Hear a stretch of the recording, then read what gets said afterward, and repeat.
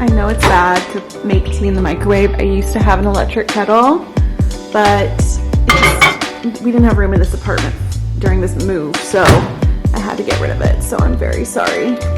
Also, I find a minute 30 is like perfect for heating up tea in the microwave.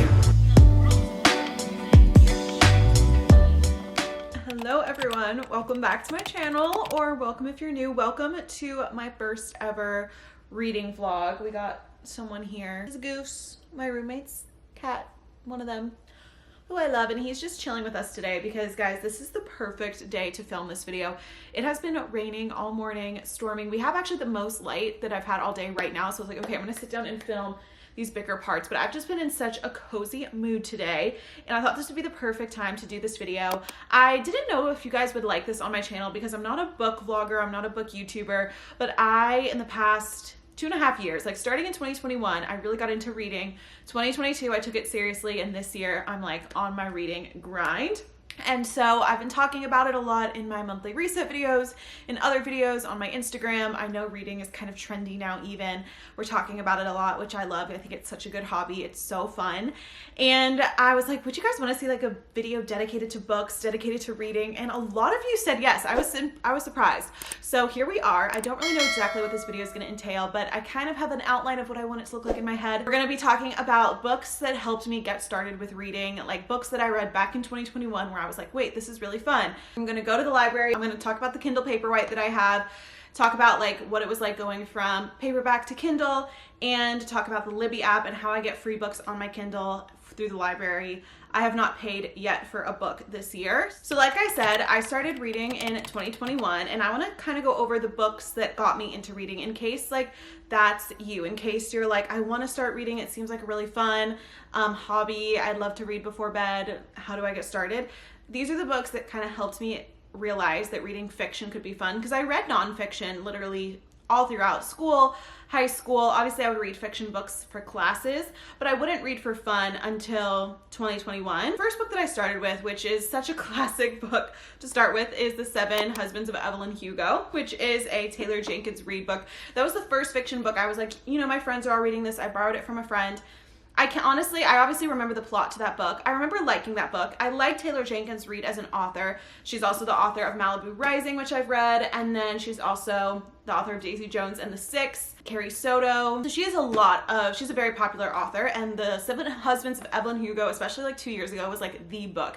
I do think it's a great book to read. It's super interesting. It's like a literary fiction, I would say, and it's very intriguing. It's a great first book to read if you want to get into fiction. You don't know if you love like smut, spice, that type of romance, but you want like a romance storyline to follow. You want something that's like good to talk about. It's a great book club book, something with twists and turns. So if you are new to reading, like that is a go-to book.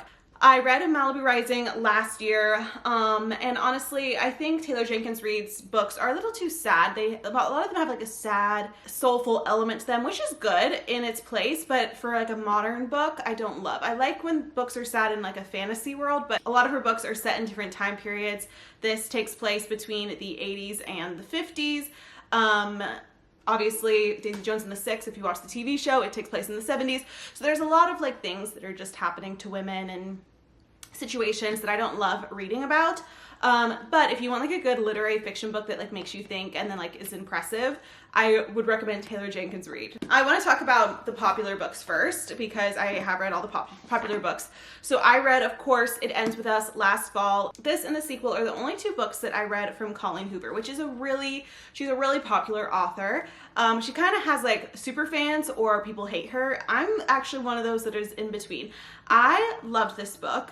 It is actually, which is surprising because of what I just said about Taylor Jenkins Reid, because it is a modern romance there's some physical, emotional abuse and some talks about, you know, parents leaving, parental abuse, like tough topics, honestly, to read about.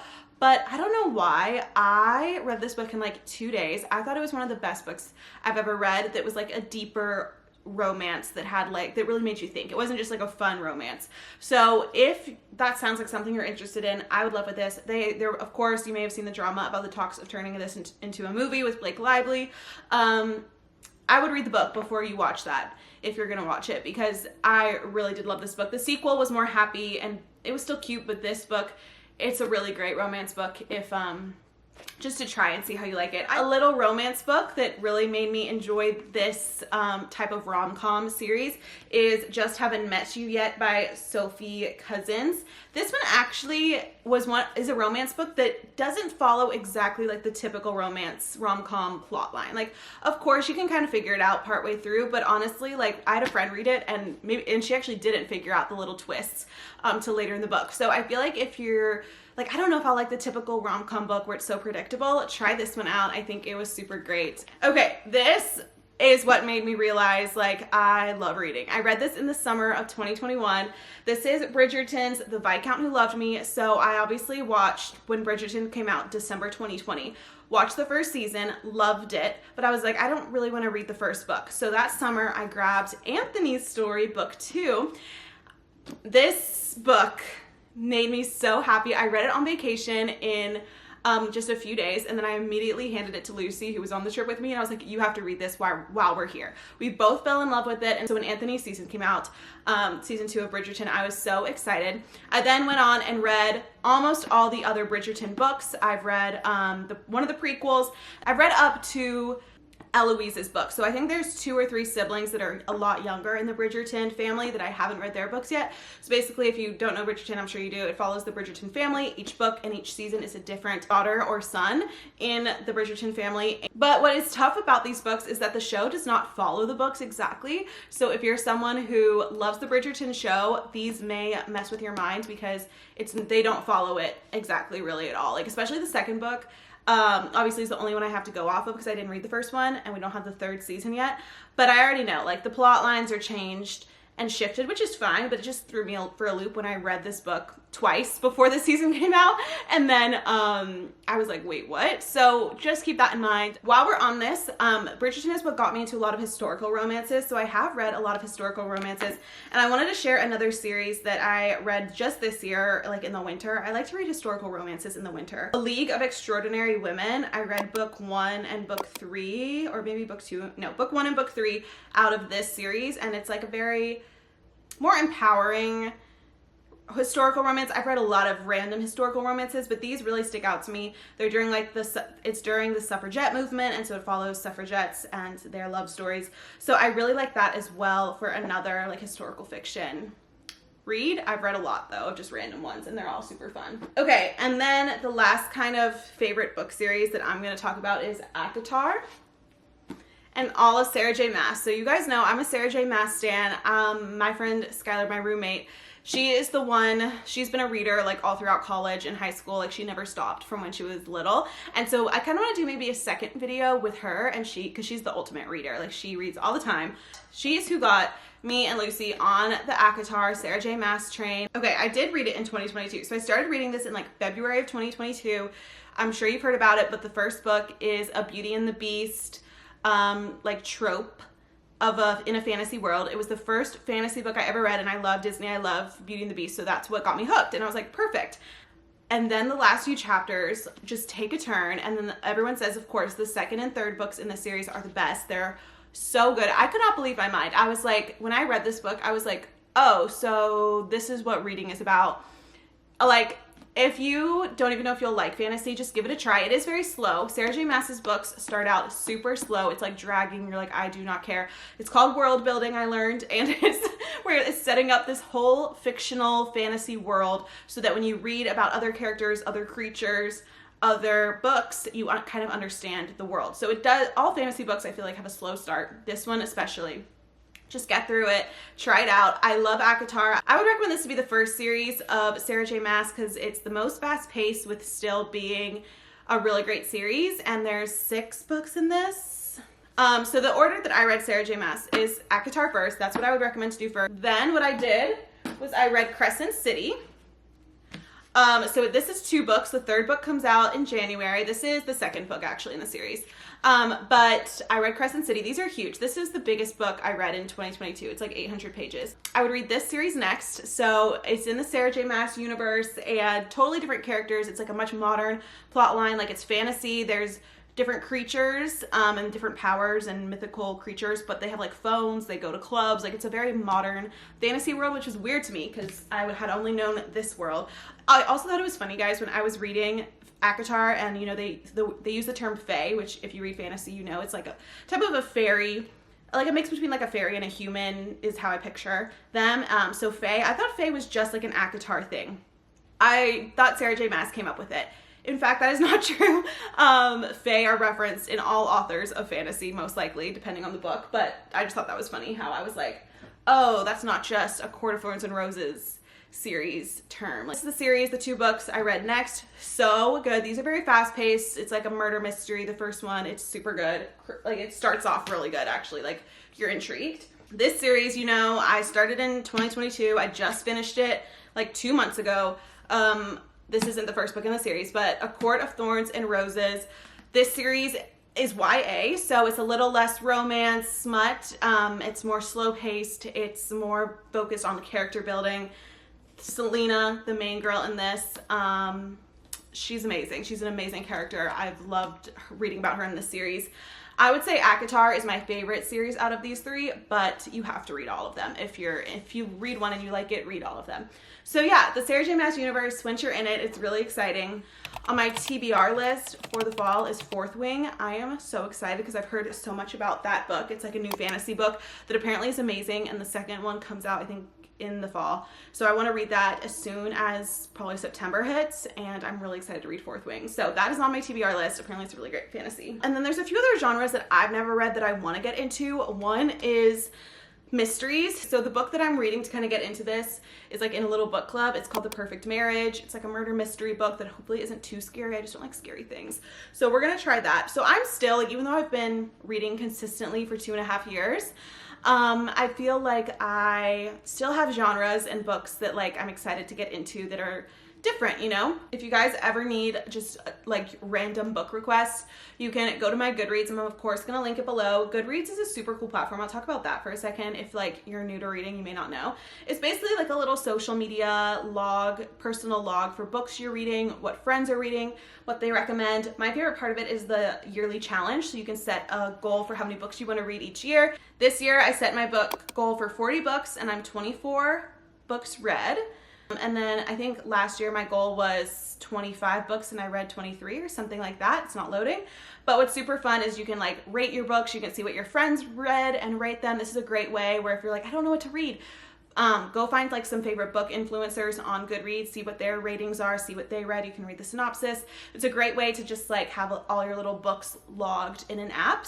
All right, we're gonna take a break from sitting here. I'm gonna go to the library. I wanna go on a little trip because I haven't been to the library since I got a Kindle, which was in for Christmas, and just look around, just like see if there's any physical books I want to check out for my vacation next week. I highly recommend getting a library card, guys, if you're going to start reading. Books can get expensive and it's important to support authors. So like there are some books that I will buy, but if you're on a budget like me, it can get expensive, and so it's also important to support your local libraries. So get a library card, it's free for your area, and then you can check out as many books as you want at a time. And then we'll talk about Kindle and all of that. The rain finally let up for the afternoon, so I thought this would be a perfect time to head out to the local library. Like I said, last summer I got my library card. I have a little attachment to my key, so I always have it with me, even though I haven't been to the library in so long, even though I get them through Libby. What's so nice about living in a city with libraries is there's so many branches. So I was always going to the Green Hills one in Nashville, and then I also love going to the downtown one. That one's like harder to get to because it's literally right in the middle of downtown, but it's so pretty. It's like 4 stories, stunning courtyard, big room. Like, it's beautiful. But I just passed this one a few days ago and I was like, wait, it looks really cute, and I've never been into this location, so I thought we would look around a little bit, just see what they have. Maybe we'll leave with a book, maybe we won't. Let's go.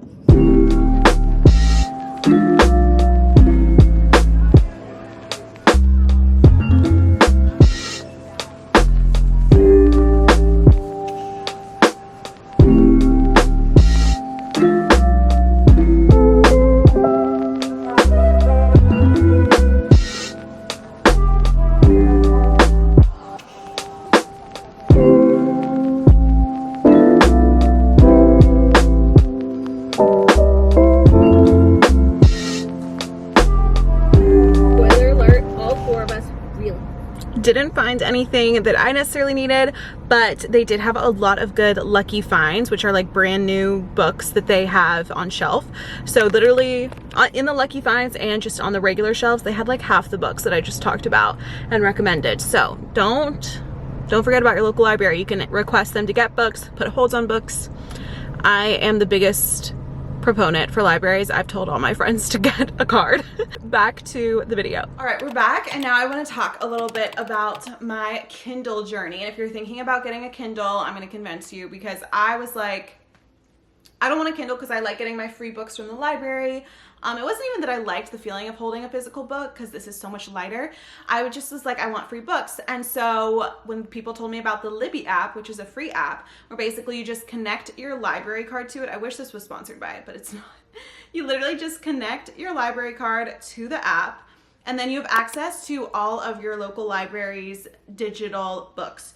So because of like intellectual property, you obviously can't get any book available. You still have to like place holds. Like there's still only so many. You still check them out like you would a normal book. But let's say you want like Perfect Marriage, like I said, even though that's on Kindle Unlimited, I'm gonna look.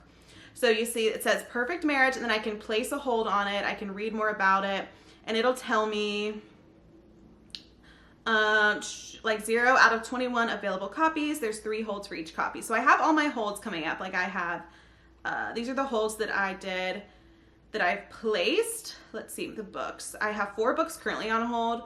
Ellen Hildebrand, which is actually available for me to get. Meet Me at the Lake, Fourth Wing, and Dark Water Daughter. All of these I have on hold. So then I just get a notification when it's ready for me.